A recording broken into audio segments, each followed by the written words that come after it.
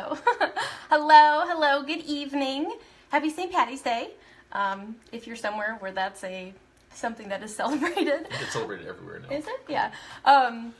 So it's a wonderful day, and it is Self-Healing Saturday, and today we wanted to welcome a ton of new people to the German New Medicine Self-Healing Support Group, because the group is just growing and growing, which is awesome.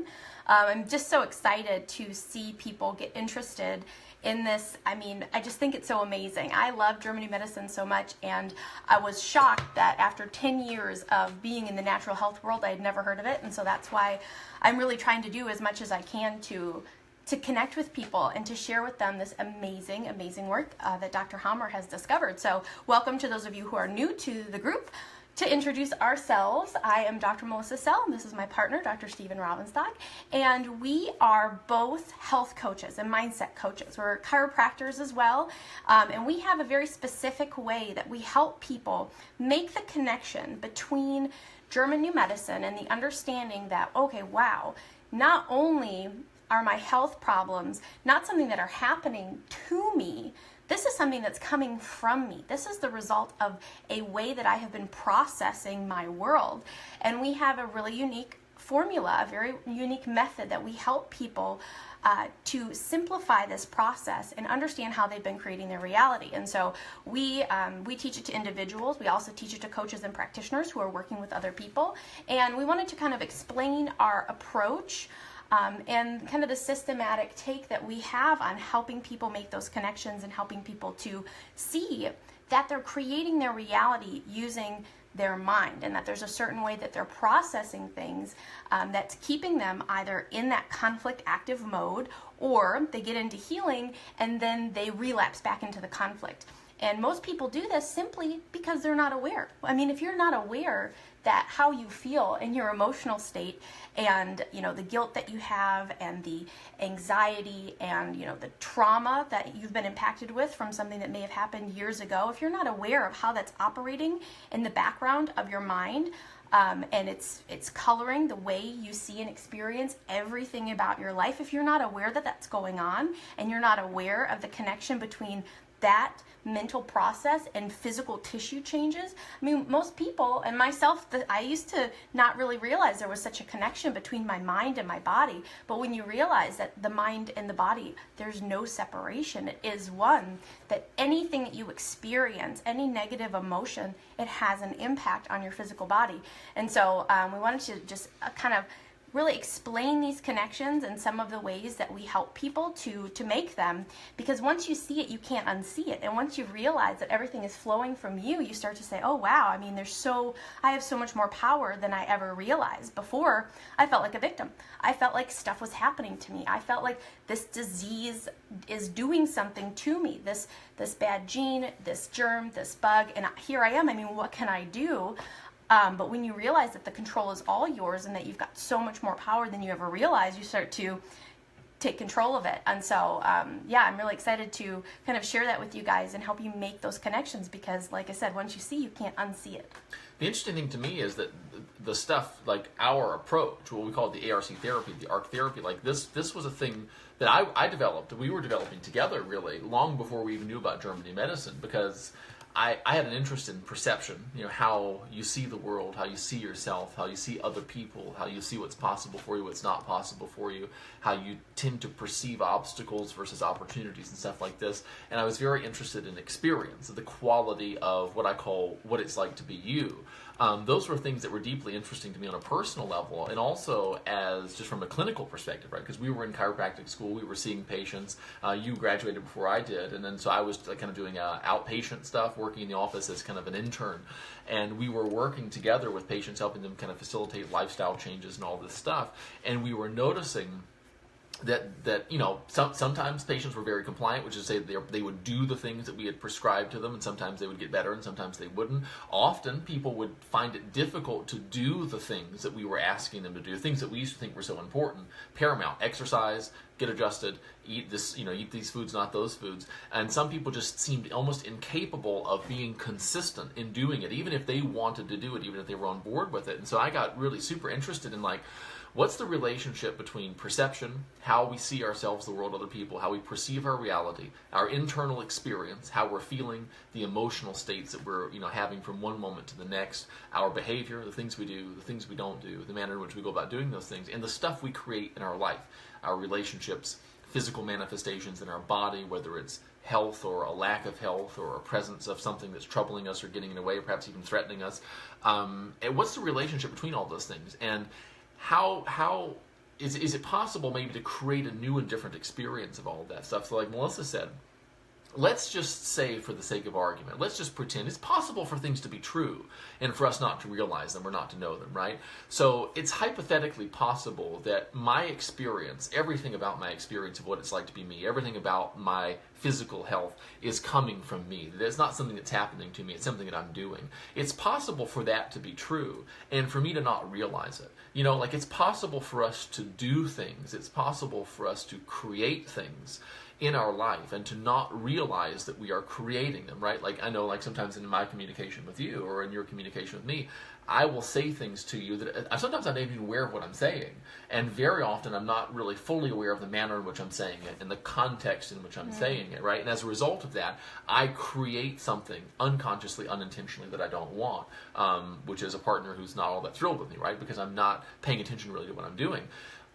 What I've found is that that's true for our experience too, that we are giving rise to this stuff. And what's interesting is that when you start to kind of play with this new way of thinking about things, what we're doing is, I found this really useful, is if I can build within myself, if I can facilitate or help you build within yourself an experience of creating everything about what it's like to be you, which is to say an experience of responsibility, which we'll kind of get to in a minute, that experience can be very resourceful for you, that it can be very empowering for you, that it shifts the way in which you interact with your reality right now. So whether you are an individual who is struggling with a health concern or a health challenge, whether you're a health coach or a therapist who's working with people who are having these problems, if you can create within yourself, or help that person create within them a new experience of what their present reality is, that's really the first step in changing what that reality is. You have to create a new experience of what is in order to kind of give rise to what can be. And that's really what our techniques are really all about. It's looking at these things. So what's the basic premise of German New Medicine? Is that your perception and that your experience are hugely important, because all of the things that we refer to as diseases are the body's attempt to adapt to things that your perception and that your experience are telling the body about the reality in which you're living, or about your physical environment. Oh, there's danger. Oh, that might be a threat to me or to my family. Oh, that's someone encroaching on my territory. Oh, let's get prepared to respond to that. And so usually when we perceive these things, right, they're not really happening. And sometimes even if they are happening, we don't necessarily want our bodies really responding to that stuff. And so it's really important. The quality of your experience is a very important thing. It's the quality of your life. It's the quality. We can get so busy running around making sure the kids have this and our job's taken care of, and we've got all these errands to run. It's so easy to overlook the most important thing, which is really the quality of what it's like to be you, the quality of your existence right here and now in this moment. And this is just kind of like a really compelling, like, extra reason. Oh yeah, by the way, your health is a huge, it has a huge impact on that, like the quality of what it's like to be you. If that experience is not a good one, if you're feeling afraid, or if you're feeling anxious, or if you're feeling frustrated, or if you're feeling threatened, if you're feeling kind of encroached upon or disregarded, if you're devaluing yourself, if your experience of what it's like to be you isn't great, it's because there are negative emotions that are present in your experience, right? There's something going on that doesn't feel good to you. And that not good feeling is, your body is responding to that, because your body thinks that not good feeling is saying something about the environment in which you're in.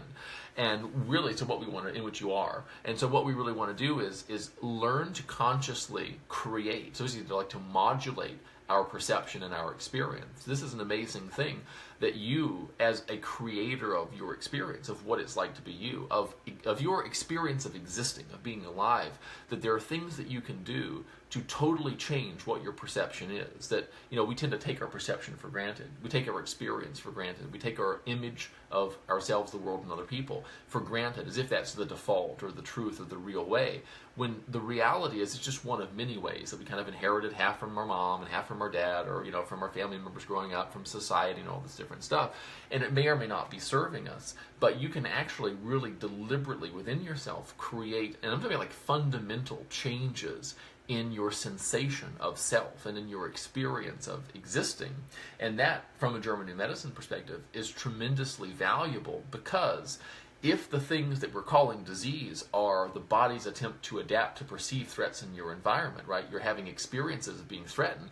If you can figure out how not to be threatened, if you can figure out how not to feel in danger, or how not to feel, negative emotion, let's come up with a way that we can respond resourcefully to our environment without allowing it to kind of create within ourselves that kind of like fight or flight response.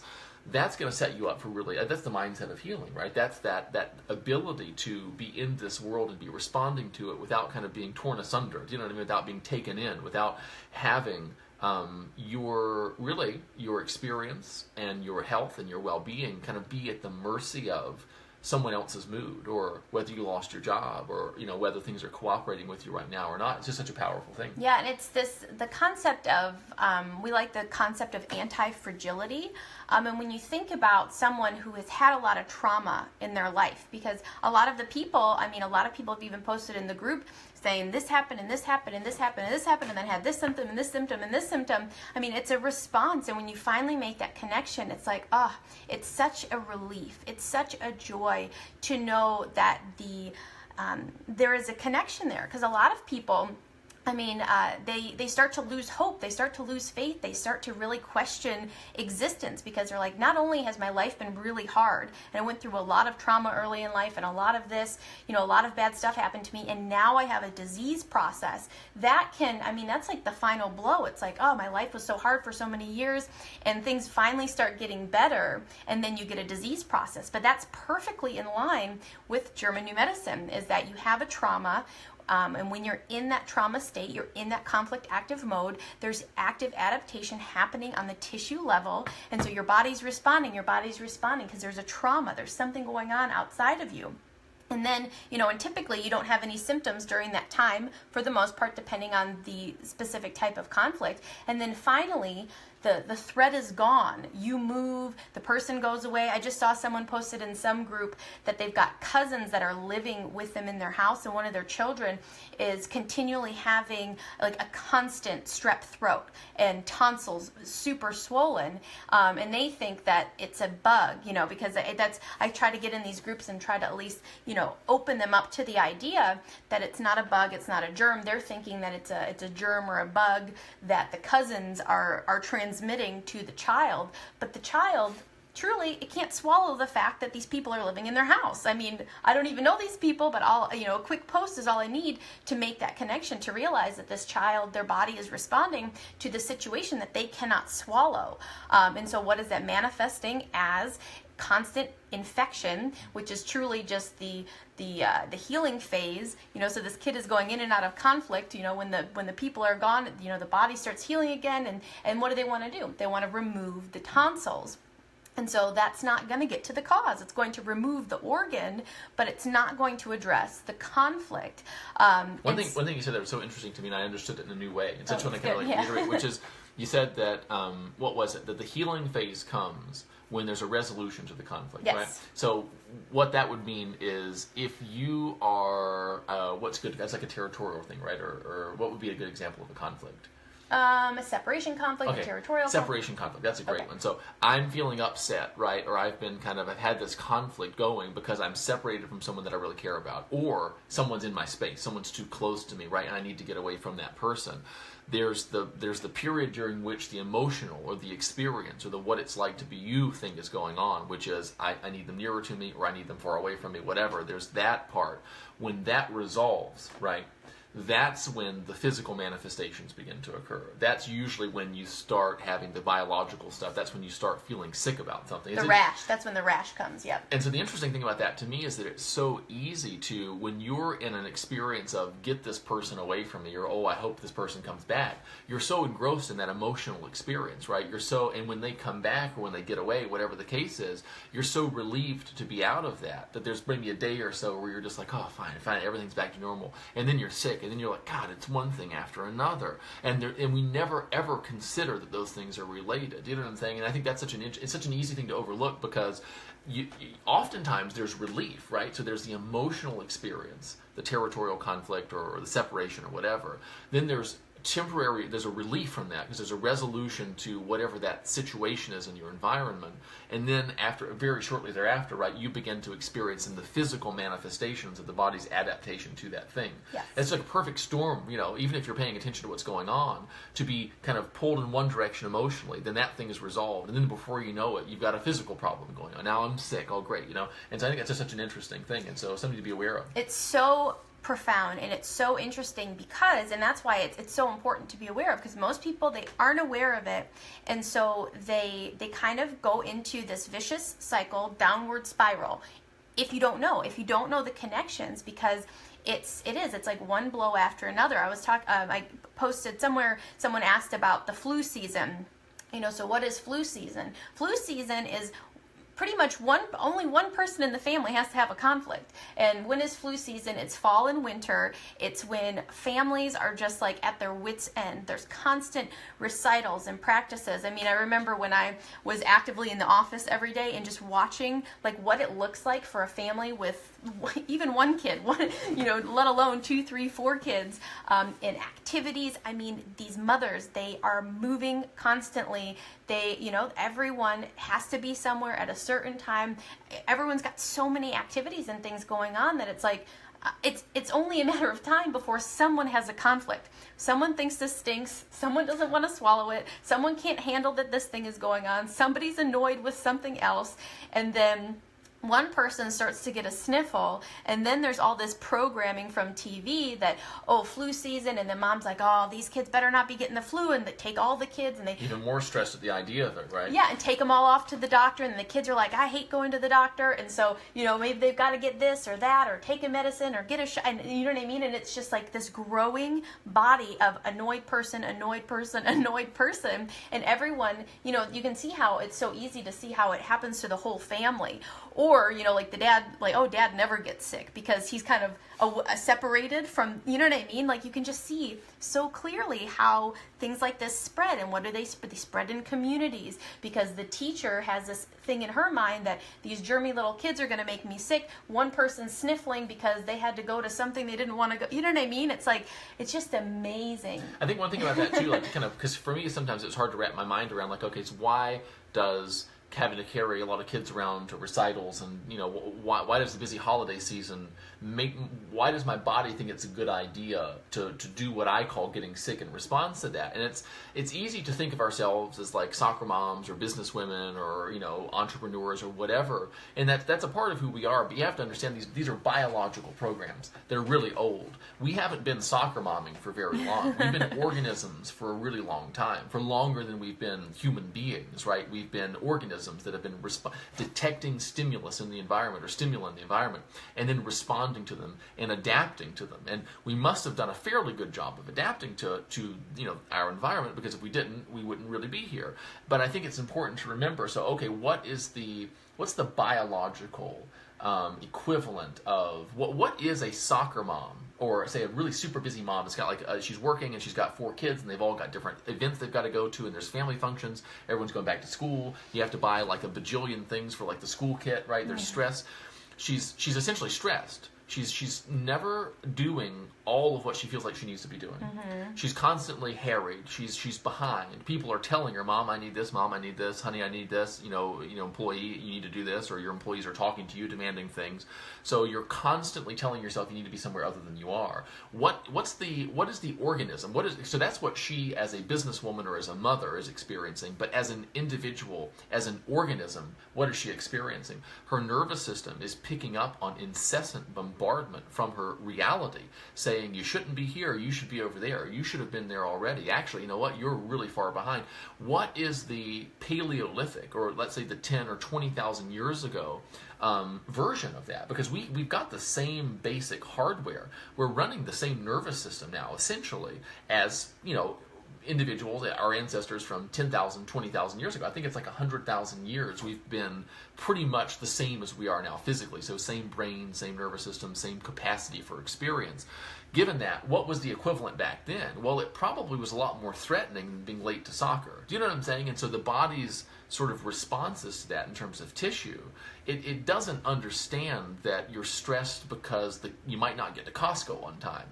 If stress in the past was really like life-threatening stuff, it was like, we better get ready because saber-toothed tiger, neighboring hostile tribe, better get to the berry bush before it's all gone, better make sure the fire doesn't go out because then we might die. Like that, yeah, you have to understand that there are programs inside of us that are kind of responding to what seem very trivial. But like this is the thing, like if I step into my mind when I'm telling myself I haven't done enough, when I'm telling myself so-and-so is going to be upset with me and all this different stuff, I can kind of keep a conscious, I don't know if tamper is the word, I can keep a conscious kind of governor on it so I don't completely flip out. I'm not running around, pushing people like I'm on the plane trying to survive. But there's this like simmering anxiety inside of me. You know what I'm saying? There's this level, if you go deep enough, where it's like, holy shit, we're out of control. We got to get our stuff in under, we're really running behind here. There's that anxiety down there. We've learned to, you're supposed to have it together. You're supposed to be the winner. You're supposed to never be stressed. You're supposed to like do everything and then look like it was really super easy. So we've learned to kind of keep that visage going, but inside we're like on the plane, you know what I'm saying?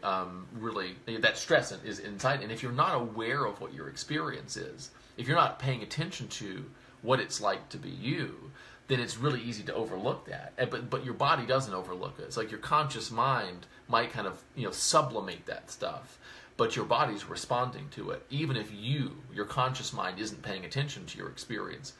The moral is your body is paying attention to it, and it's responding to it. It's doing its best to interpret. It doesn't understand soccer games and consequences at 8:30, or is it 7:30 because it's Sunday? Oh crap, I don't know. Now we can't go. Now it doesn't understand that. It just understands something's wrong. We're not moving fast enough.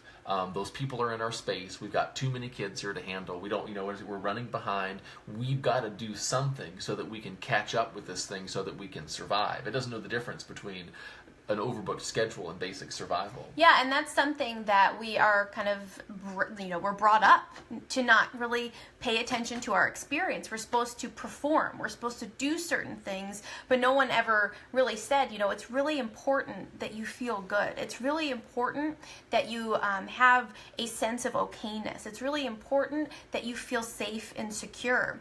No one ever told us that. No, most people, it's like, no, it's really important that you take out the trash. It's really important that you don't hit your brother. It's really important that you don't do these physical things that I can see. But nobody shows you, teaches you, guides you in the way to use your mind so that you don't set off these warning signs to your nervous system. And that's really what it is we've got this ancient biological programming. And that ancient biological programming was developed. It evolved for a very specific purpose, and that purpose was survival. And so you have to, and that's like the really amazing thing when you start to really adopt GNM and you really start to get it, and it's the way that you start to process things. It's like, I know that my body, it is waiting for news from me all of the time. My cells, they're waiting for signals and news from me. I'm the CEO. I'm the one who can see out here, what's going on. They can't see it. They get all of their information through me.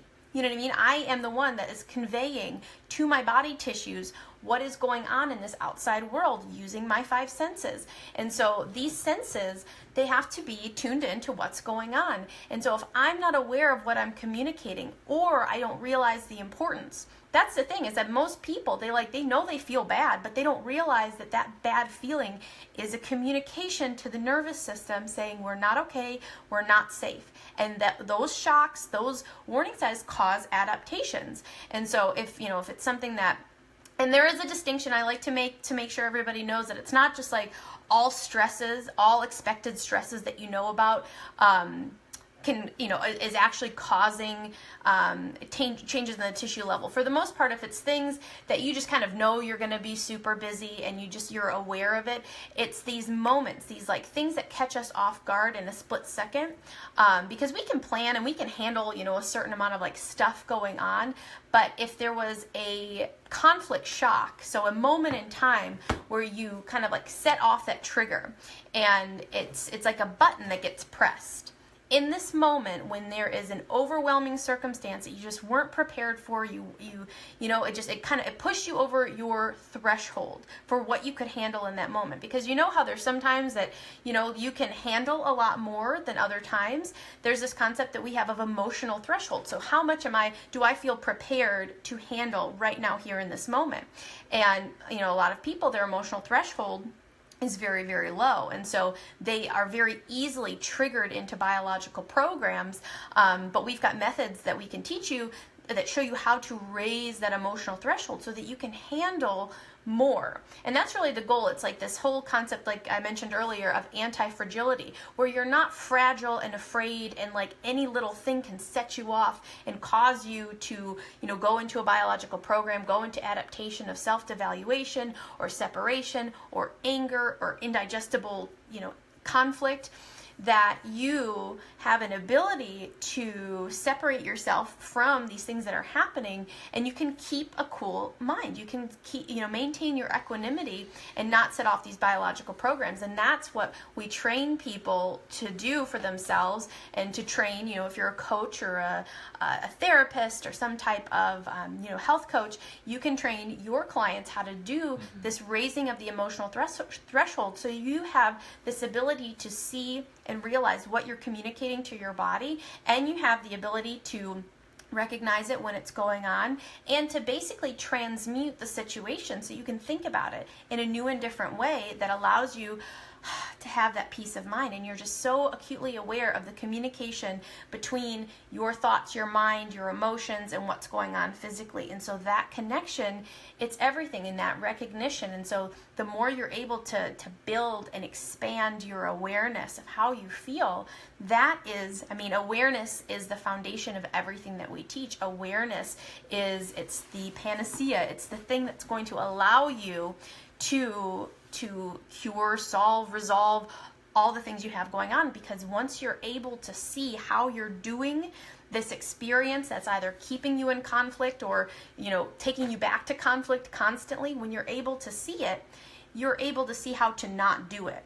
And so it really puts you in control of your own experience. And that's what it's all about, is giving you autonomy, giving you the ability to see that you are in complete control of your life. You just didn't totally realize how much control you had.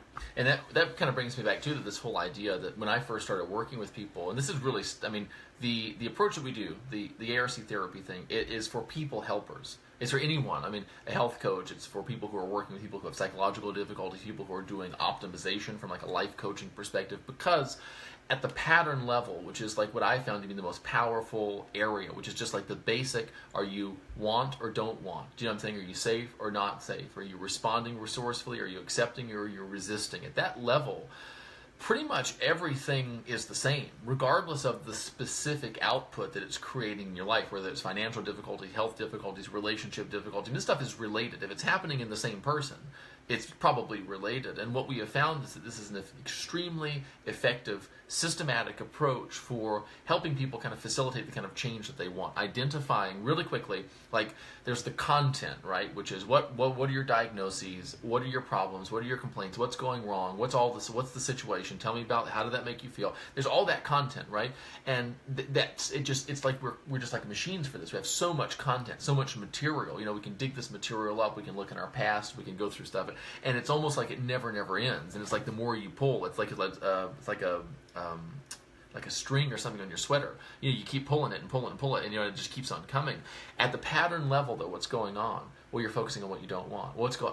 You're assigning meanings that don't serve you. Do you know what I'm saying? Everything, and this is the interesting thing for me, is like I used to spend hours working with clients, and it was like I wanted to help them, but they were depressed. We sat down, we talked to each other for an hour. At the end of the hour, I was depressed. They were depressed. I was pretty convinced, right? By there, I was like, Yeah, I mean, I feel but just about like you do. And I recognize that really talking about that content was not really the best way to do it. It was to identify those patterns. What were they doing that was leading them to have the experience they were having, consistently focusing on what they didn't want. One day I saw it, it was an awareness thing, and I became aware of the fact, like, oh, all of these things that you're complaining about, or all of these things that you're presenting to me as problems, all of these kind of gripes that you have about your experience, legitimately so, they're coming from things that you're doing that you're not noticing that you're doing. And these things are so easy to overlook because they're things that we take for granted. They're things that go on behind our eyes. They're things that are outside of awareness. Remember how in the very beginning of this, one of the things that I said was, let's just say, like, no matter what your experience is right now, let's just pretend. Let's say it is true that everything about what it's like to be you is coming from you. If we presuppose that, or if we kind of take that for granted, if we kind of grant that and say everything about what it's like to be you is coming from you, even if you can't see it, how would it be possible for that to be true and for you to be having the experience that you're having right now? Like, let's say that you're experiencing a lot of your life is happening to you. You're experiencing a lot of things going on in your relationships, perhaps in your physical health and other stuff. I understand, it really feels like those things are happening. This is how I did it. I said, all right, I want to believe that this thing is true, because if I can build this belief, if I can build this experience, if I can engineer this experience of 100% responsibility, I have a feeling it's going to allow me to do stuff that's going to create the kind of life that I want to have. So I like the idea of that, but I feel like life is happening to me. I don't feel like I'm creating it. I feel like there's a lot about what it's like to be me that just is. How could that be true? Well, I could be doing things that are creating my experience without even realizing that I'm doing them. So, for example, it's almost like, in a conversation, like if we're talking to each other and I say, well, what do you think about that? And then you tell me, all right, fine. And then you mumble, God, he's always making me do shit I don't want to do, right? What was that? And it was like that goes on inside your head very often, is that we kind of mumble these little thoughts to ourselves, or we mumble these little meaning assignments to ourselves. There are these on-the-record thoughts and off-the-record thoughts. It's like, that was one of the big things for me, was realizing that I was unaware of most of what I was thinking.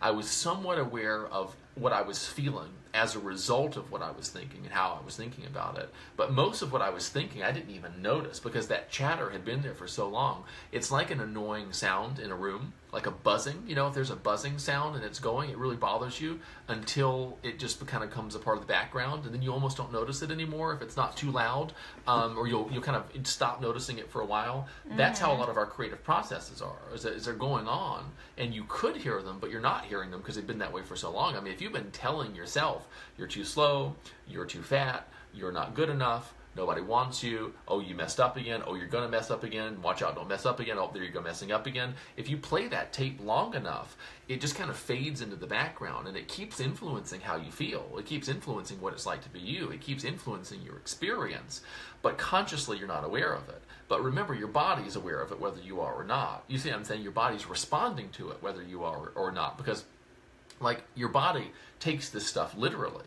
And if you're talking to yourself but you're not listening, your body still is. And if you're saying you're not good enough, you're not good enough, you're not good enough, you got this ancient somatic tissue, this ancient body tissue that's saying, well, shit, we're not good enough. Well, we better do something about that. What can we do to address this? Because it's like your body's thinking that if you're saying I'm not good enough, that means that you're seeing something in your environment that is threatening to you that you need to prepare for, to adapt to. And so becoming aware of that. Now, see, all of a sudden, I knew something different at that point. I was like, oh man, I'm saying things to myself that really don't feel good. I'm assigning meanings to things that, I'm talking about like this, like it's easy to overlook this stuff. I'm walking down the hallway in school and I see somebody, I see a guy, a girl, whoever, and I'm going to try to acknowledge them, and they don't look at me. Oh, that means that they don't like me. That means I'm awkward. That means I'm weird. That means no one likes me. That means I probably did something weird. Oh, I probably look creepy. Oh, I did. All this different stuff, right? And you go through all that different stuff. That's a self-devaluation.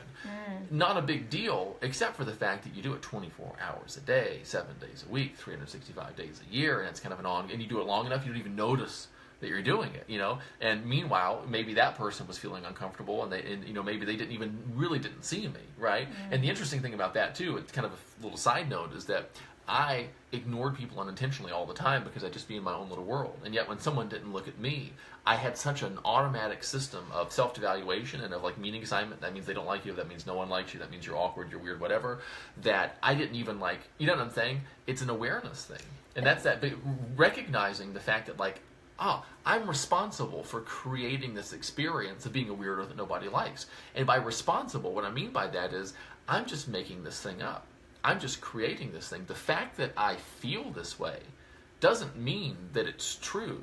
So the fact that I feel like such a weird guy, that nobody likes, doesn't mean that that person thinks that. That's a creation of mine. So I became aware of the fact, right, that I'm saying things to myself that's creating the experience. I became aware of the fact that a person not seeing me, not acknowledging me, actually didn't have the power to create an experience in me at all. Because now if someone happens to not see me, I don't assign any meaning to it at all. I don't bother trying to make up a positive meaning. I just go, and then go about my business. And I have no experience of it in that way. So I recognized, right, that I was assigning these meanings that were causing me to feel, I don't know, like a micro rejection or a mini rejection, or there's just another example, right? And as soon as I recognized that I was choosing to assign a meaning to that was creating an experience within me that overall was not good. I mean, it just went into the aggregate experience for the day. As soon as I recognized that, I started to choose consciously. When I was choosing, this is ARC, right? This is ARC therapy, awareness, responsibility, conscious choice. As soon as I recognized that, I automatically began to choose what served me. I didn't have to think about it consciously. It just happened. As soon as I became conscious of the choice itself, a better quality choice came up. And so that's this thing, is recognizing that our life, your life, my life, it's made of choices. And if what it's like to be you, if what it's like to be me isn't what we want it to be, we're choosing some things that don't serve us. We're choosing some thoughts. We're choosing some patterns of meaning assignment. We are choosing some patterns of perception. I mean, values, beliefs, all this different stuff we can get into that aren't serving us. And okay, so why are we doing that? Well, we're doing it, in a way that doesn't serve us because we're not aware of the fact that we're choosing. We're choosing unconsciously, automatically. We're creating our life. We're creating our perception, our view of ourselves, the world, or other people. We're creating our experience. We're therefore giving rise to patterns of behavior, and then creating physical outcomes, situations, circumstances, relationships, unconsciously in ways that don't really serve us. And we don't even know we're doing it. Oh, by the way, because we don't even realize we're doing it, it seems like it's just happening to us. You see? It's something like, don't let one hand see what the other hand's doing. Well, if this hand's over here doing something, this hand doesn't know about it. This hand comes around the corner and sees it. It's going to say, oh, who did that? Where'd that come from? Oh, now I have to clean this up. That's like almost how the unconscious mind seems to work sometimes. It's like the unconscious mind makes messes, and we don't realize it, and then we look and we say, oh, geez, this is terrible. What a difficult situation I have to deal with. But when you become conscious of those things, you have that empowerment experience. Yeah. You recognize, oh, it's all coming from me. You're not afraid of your health condition when you understand that it's one aspect of yourself responding to what another aspect of yourself has been communicating to it. It's not a matter of fighting some other part of yourself or fighting some external source. It's a matter really of refining the patterns of communication that exists between the you that you experience yourself to be, or your conscious mind, and the other than conscious aspects of yourself, kind of what we call the whole of who you are, the rest of you, the part that beats your heart 100,000 times a day. So there are aspects of yourself that exist kind of beyond the sense of self that we generally have. And so much of healing, really, so much of creating the life that you want, it's actually a matter of learning the language of the whole of who you are, learning to communicate with that part of yourself in a way that elicits the responses that you experience yourself to be, kind of the conscious mind that scans around and decides what to do today and what do I want to eat and all that stuff, wants, right? Creating in that way. And that's kind of like getting in rapport with your creative process.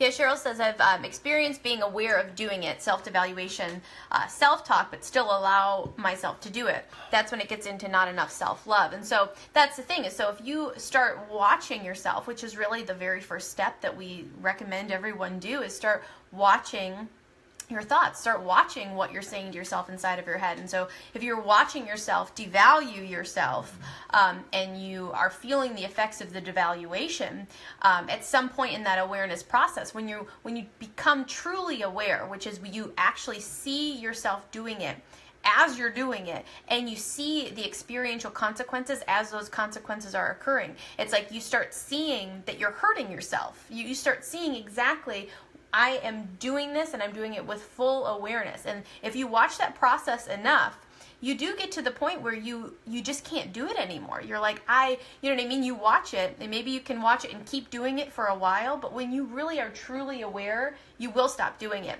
Or you'll change what you're doing. You'll start shifting that talk to self-love, So, okay, if this isn't working for me, this is making me feel bad. I'm watching myself do this. I know that when I devalue myself in this way, this communicates to my tissues. I know that it doesn't feel good for me. It kind of ruins my day if I'm telling myself I am not good enough, or, I'm not, pretty enough, whatever it might be. You're telling yourself this inside of your head. When you really are watching, and when you truly see, and you see that you're harming yourself, you stop being able to do it anymore, and you decide, I'm going to choose a better thought in this moment. And it might be useful, Cheryl, to consider that, it almost kind of sounds like, I don't know, maybe this isn't the case, but it almost kind of sounds like, not enough self-love is kind of like a departure, like that's a different thing. But I think that's actually another iteration of the awareness rule. What does it mean to not love oneself sufficiently?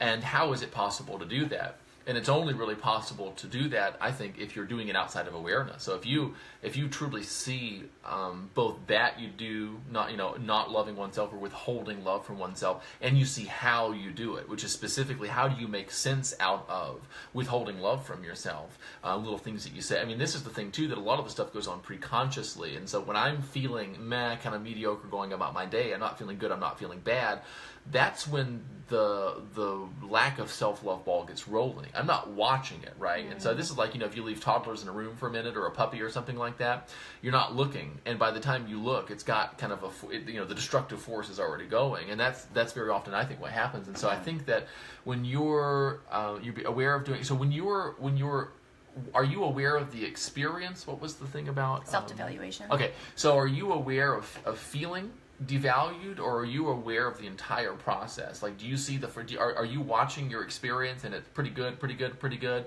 all of a sudden something happens, all of a sudden a memory comes up, all of a sudden your attention goes to something, you're feeling great about your day, but then you're like, oh, but I didn't do this, and you kind of notice how it starts to cascade, because having awareness of that entire process is really, really important, and there's a useful distinction that I found, and this is just a different way of thinking about it, but it might be useful to be aware of the sensation or the feeling of the experience of self-devaluation is one thing. Seeing the thoughts that's made out of might be a different thing. That might mean being aware a little bit beforehand. In my experience, people are capable of saying some pretty nasty stuff to themselves before they realize it, and then they start getting it. It's like, so for example, if I have a problem touching a hot stove, I'm going to become aware of it once my skin contacts the stove. And that's like I'm feeling self-devalued, right? But observing myself walking over to the stove, reaching my hand out, and having it get close to the hot burner, that would be like watching the thoughts that give rise to the actual sensation of self-devaluation. So you said it's, yes, aware of the negative self-talk and the consequences, but hard to shift in the moment. I realize it. What happens when you notice yourself doing the self-talk, Cheryl, when you notice yourself devaluing yourself? Do you almost default into self-devaluation because of the fact you're self-devaluating yourself? Like, you see yourself doing it, and then do you resist or feel guilty or bad about it, or say, oh no, here I go doing this again? Or are you able to watch it in kind of a detached way and say, oh, this is interesting. It looks like I'm doing my self-devaluation thing again. Let me just kind of look at this and see what happens. Let me watch and see what kind of an experience comes from this. Because that's another obstacle for people, pretty advanced people. And this is us too, right? This is our challenge, is that the better we get at watching our experience, it's so sometimes challenging and tricky to get on this awareness highway, and it's so easy to get off. There are exits constantly off the awareness highway, and one of the things about being aware is that you see things, right? When you're aware, you see things about yourself. You see things that you are doing that are not serving you. And so a skill, as you develop your skill of becoming aware of an awareness, you have to develop your skill of remaining aware, and that really means I need to be able to see things about myself that aren't serving me, that I don't like, that aren't pretty, that don't really flatter my ego necessarily. I need to be able to see those things without defaulting into beating myself up about it, right? Okay, so look here. So you feel bad about negative self-talk, and then you feel bad again. It's so hard to break free. So here's the thing about that is, I wouldn't worry about breaking it, and if I were you, what I would say is, I have some awareness of this, but so it's probably not serving you to beat yourself up about devaluing yourself, right? And if you're doing it and it's not serving you, which I think you are, that means that you're not aware. So it's almost like you're getting distracted. So you become aware of the initial self-devaluation. That's fantastic. That's great. This is a part of it. This is all of it's a part of it. But you become aware of the initial self-devaluation. That's fantastic. You're on the awareness highway, right? You're in the process of changing. But then what happens is you watch it for a minute and you see how nasty the stuff is that you're saying to yourself, and then you start judging yourself. Right? You've now exited the awareness highway. You cannot sort of beat yourself up. You can't feel bad about what you're doing and be aware of what you're doing at the same time. If I indulge in self-castigation, if I indulge if I look at something about myself and I allow that feeling of kind of like, ooh, oh, this is to basically become the primary thing I'm experiencing, I've ceased to watch with that kind of detached curiosity. It's such a powerful thing to kind of build an experience, build a new part of you that just says, listen, I've been doing this stuff for a long time. I know it's not the best thing for me to be doing. I know it's not really creating what I want in my life, but if I do it one more time, it's not going to hurt. It's not a big deal. This isn't new news that I do this. Let me just kind of take it easy today.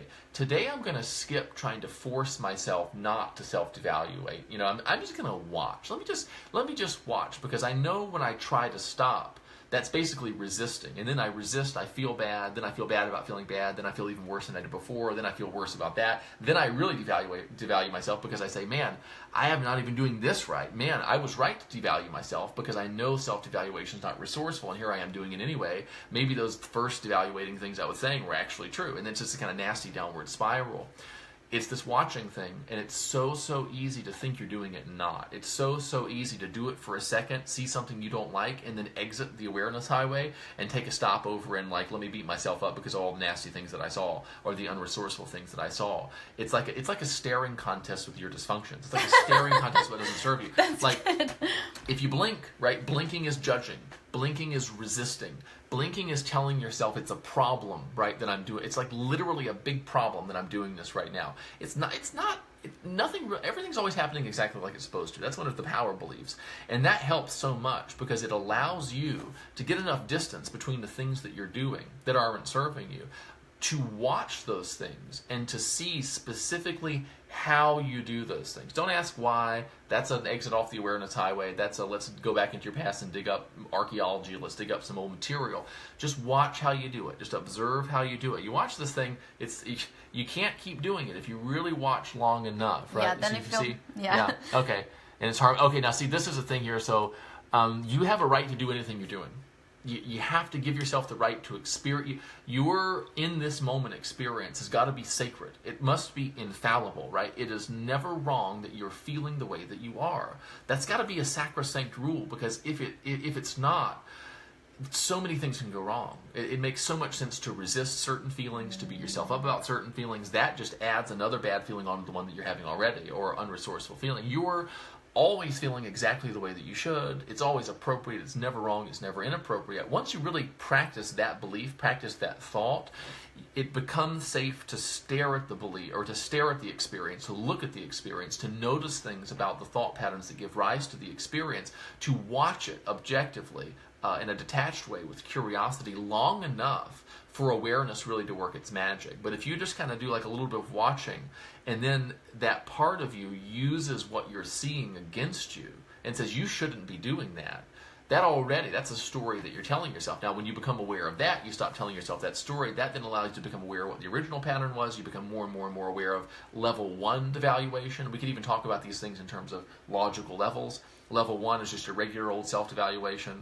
Level 2 self-devaluation is you watch yourself devaluing, and then you say, God, I'm so stupid. Why am I devaluing myself? And then you feel bad, and then you say, oh no, and that's level 3 devaluation. But at some point, somewhere along the way, you have to let it be okay that you are who and what, where, and when you are, feeling the way that you are. Once you do that, once we kind of we have to detoxify your experience of these value judgments. You know what I'm saying? You just feel the way you do, and it's fine. You feel the way you do. Whether it's okay or not, you feel that way. That's the secret. It's just so much bullshit about what we should be doing, what we're not allowed to do, and what we shouldn't be doing. Really, it's just what is. And you become so powerful when you just let yourself look at what is, say, that's about weird. Sometimes I think things, and then I think, oh, what, That's not a fresh thought. Do you know what I'm saying? That's not a thought that I'd want to tell all of you about necessarily, right?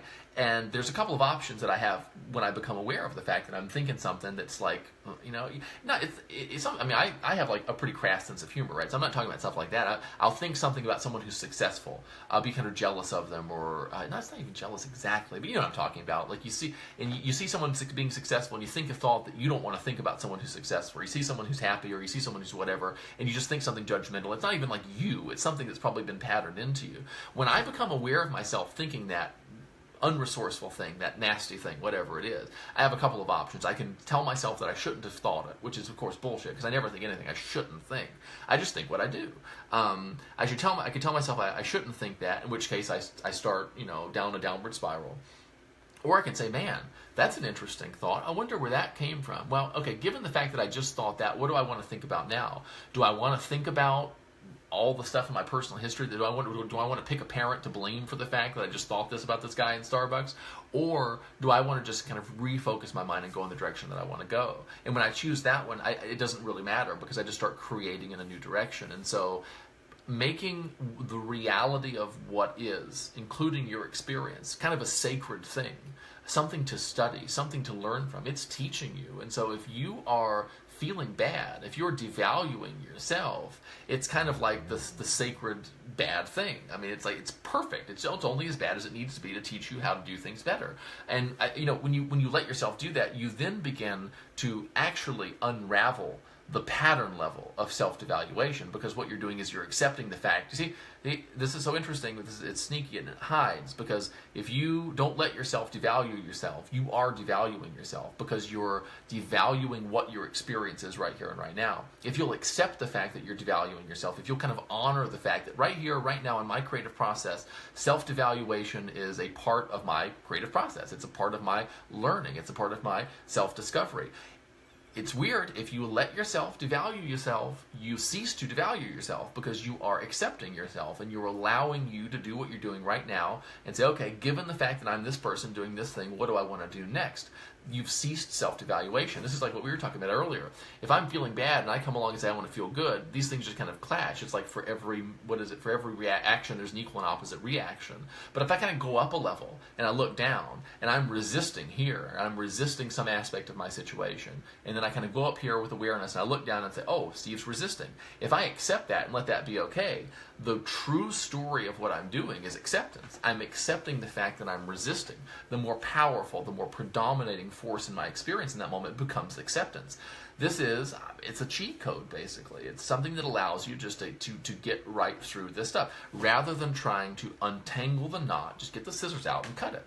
And it's a very powerful thing to do. Awareness allows you to do it. I mean, this is this skill set. This is this flexibility. It's tough to talk about. I think that example is really helpful. So thanks, Cheryl. Yeah, and so that's kind of, this approach that we take. Like, we untangled this thing with Cheryl. This is the approach, the method that we teach in our Ever Better Life course, that we teach to individuals that just really want to understand themselves. It's kind of a master class in mastering your mind and understanding how you process reality. And so, not every individual wants to know all of the details of how they process their experience. Sometimes they just want little shortcuts. We do have people who aren't coaches in the course, and they absolutely love it. They're just very curious learners. But those could be coaches. Yeah, they could be coaches.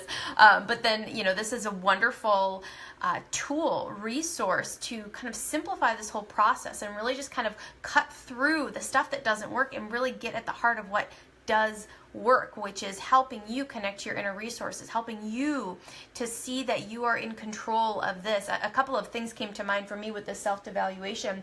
We had some questions in the group earlier, and this is huge. This is for people who are, once you get into the healing phase, and so now you've got symptoms, but now you're aware, so like most people, they have symptoms, and then they end up with a ton of conflicts because they don't want to have, they're sick because they're sick. That's like people being sick and tired of being sick and tired. That's why they're still sick and tired, because they get into the healing phase and then they devalue, and then they have all sorts of other conflicts because they're upset that they're healing, but they don't know they're healing. They think they have a disease. They don't know the 5 biological laws. But now you're here, and now you know the 5 biological laws, and you know that there's a healing phase, and that you know that you were in conflict for a long time, and the healing phase is, it takes time for your tissues to heal, especially if you had a long conflict that went on for a long time. There's a lot of tissue that needs to be restored. And then, let's say you had a procedure or two along the course of your, your journey of discovering what's going on with your body, and your body's healing from that now too. And so now you're in this state. You're in this healing state where stuff's really difficult. We had some examples in the group earlier this week. Acne is a hard cycle to break because it may start for one reason, because you're feeling attacked or you're feeling soiled. Someone said something to you, someone was verbally abusive to you, and your body experienced that attack, and basically built up little tiny shields behind your, in your deep underskin.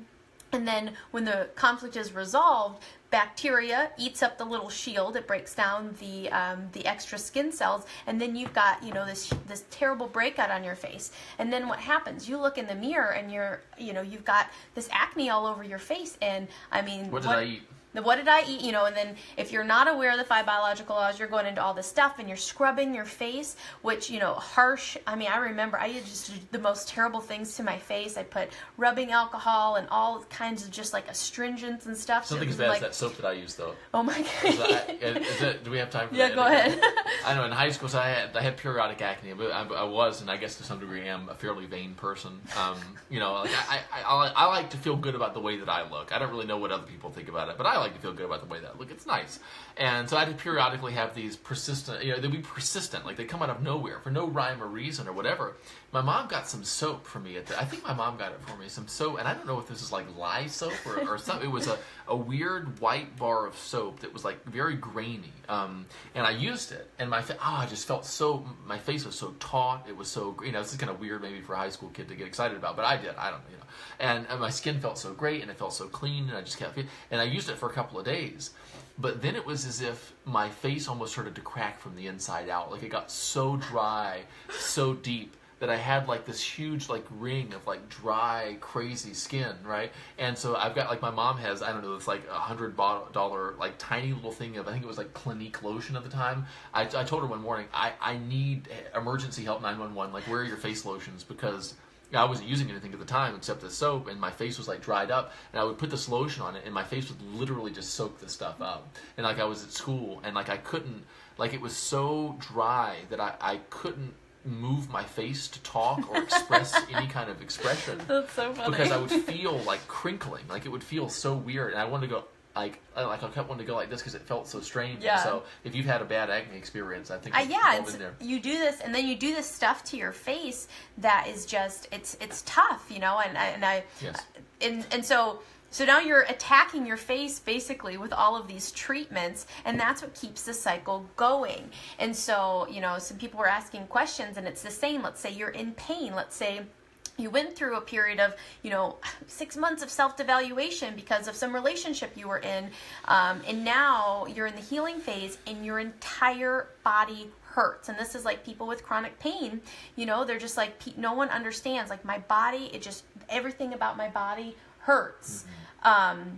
And they look at you, they're like, well, nothing's wrong with you. I don't see anything wrong with you. It must be in your head, and then these people feel devalued even more because their feelings are not justified by some diagnosis. And so there's an assumption of decline with pain. Yeah. There's an assumption that when the pain starts, some problem has started, right? Yes. From the German New Medicine perspective, when the problem is solved, the pain starts. Yes. And I think that's one of those things, too, is just that, it's kind of a funny thing. I have an experience that causes my body to respond in a certain way. I resolve that experience. My body then responds to that resolution.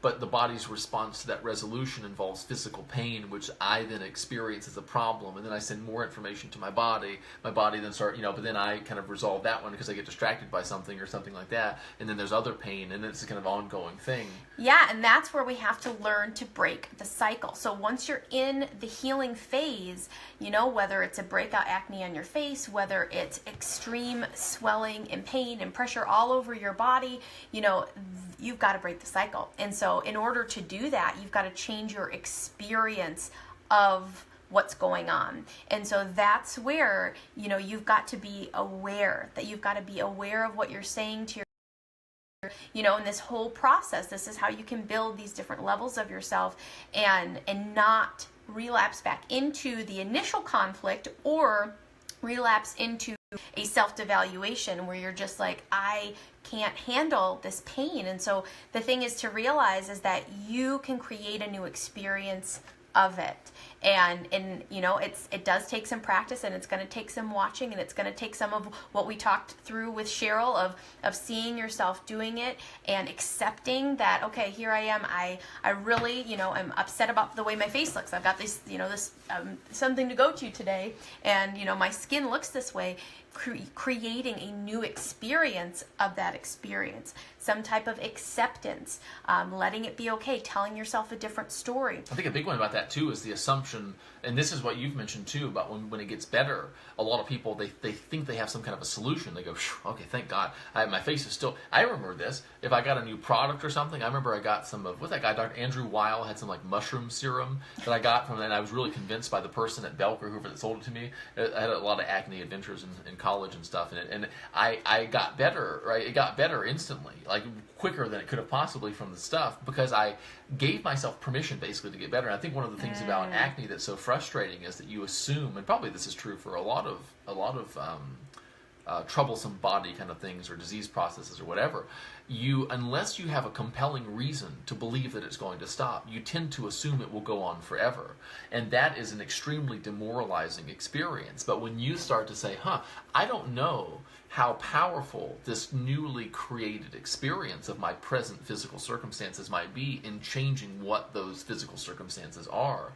I can go to the coffee shop, or I can go to a party or whatever and have some blemishes and think no big deal about it if I'm like, this is already taken care of, this is already getting better, I'm not even really worried about that right now, versus that kind of like hopeless, like I remember I was like, shit, I can't keep doing this is not sustainable, other people don't really, nobody cares about your acne as much as you do, and that's like one of those things, like, but because like, you'd ask your mom or you'd ask your friends or something like that, like, what do you think, should I do this or that? They're like, oh yeah, whatever, it looks fine, and you're like, you don't care, your face is clear, what do you know, But when you, I think, have, that allows you to build that new experience.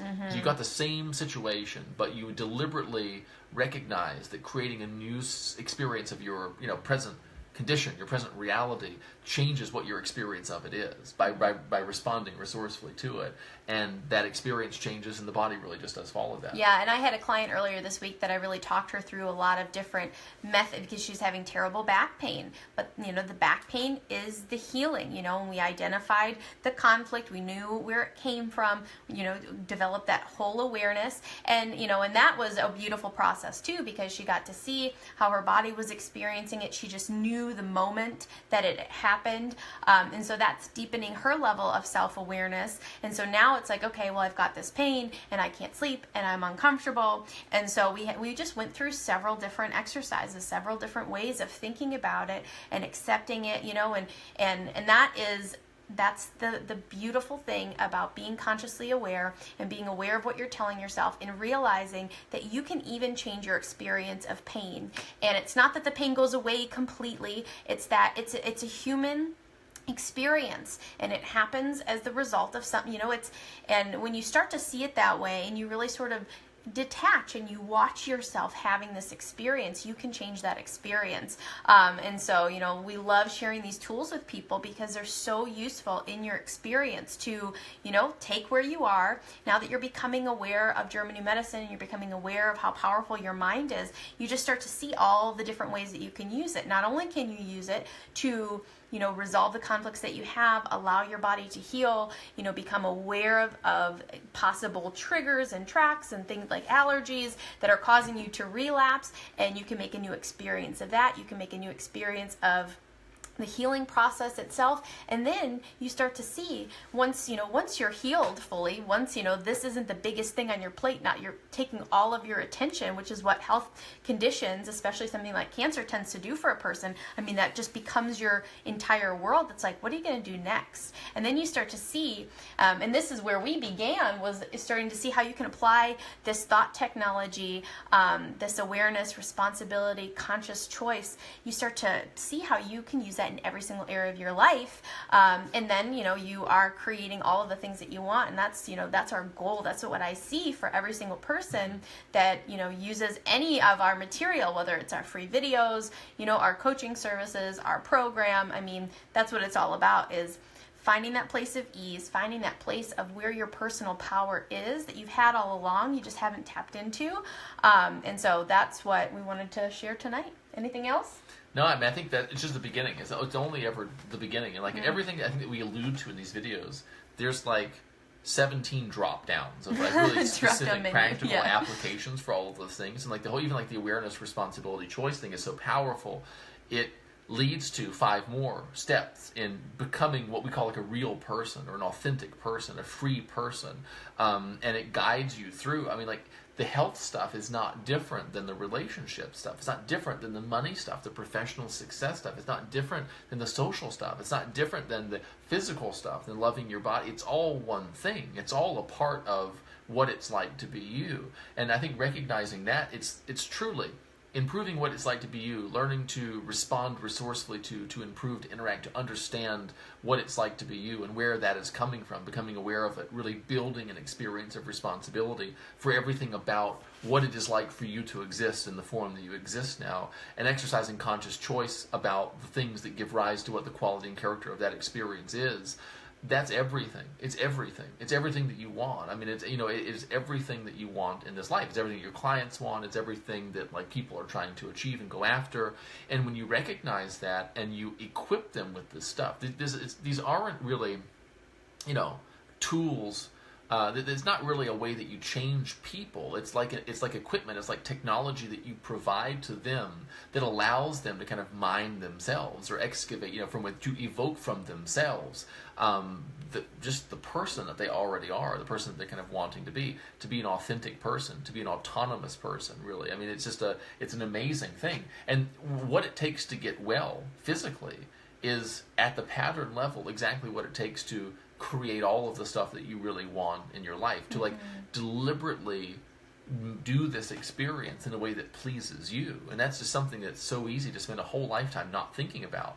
But as soon as you start thinking about that, the life that you create as a result of it, I mean, you just point your brain in the direction of improving what it's like to be you, and you just shoot it off, and it just goes in that direction forever and ever and ever. And that's that promise of perpetual improvement. That's why we call our company Ever Better, because it's this idea that that's the essence of this whole thing. That's the point of this whole thing, is for you to really be into your life and to really enjoy what it's like to be you and to explore it. And that's one of my big things, is constant exploration, constant innovation, constant playing with new things, finding new, more effective, more efficient ways to feel wonderful, to help other people feel wonderful, to evoke from myself things that I haven't felt before. Do you know what I'm saying? To create new experiences of existing is really fun. To show other people cool stuff, and refine communication and all of this. And so if you're struggling with a health challenge right now, or any challenge really, when you kind of set your sights on that kind of thing and you start thinking in terms of perpetual improvement, and you get out of that survival mode, you start sending signals to your body. Do you know what I'm saying? You start sending signals to the unconscious parts of your brain when you start looking at outcomes, looking at desires, looking at things that you want to create that presuppose healing, that presuppose the resolution of the problems that you're having right now.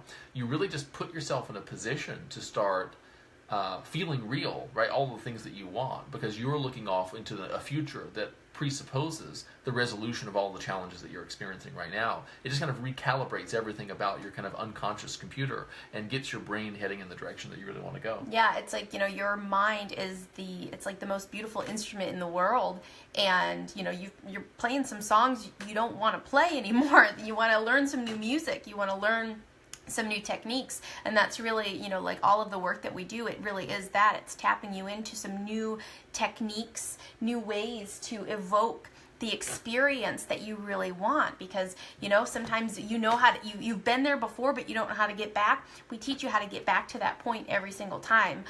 So if you need help with that, please send us a message. We can connect you with either our free resources, or look into coaching with us personally for one-on-one about a health issue, or professionally if you're looking for new ways to help the people that you are coaching, that you're teaching and guiding in your own community. So let us know, reach out to us. And you are so welcome, Leah and Cheryl. Thank you guys for being here tonight. We love you so much. Yeah, thanks. Good night. See you soon.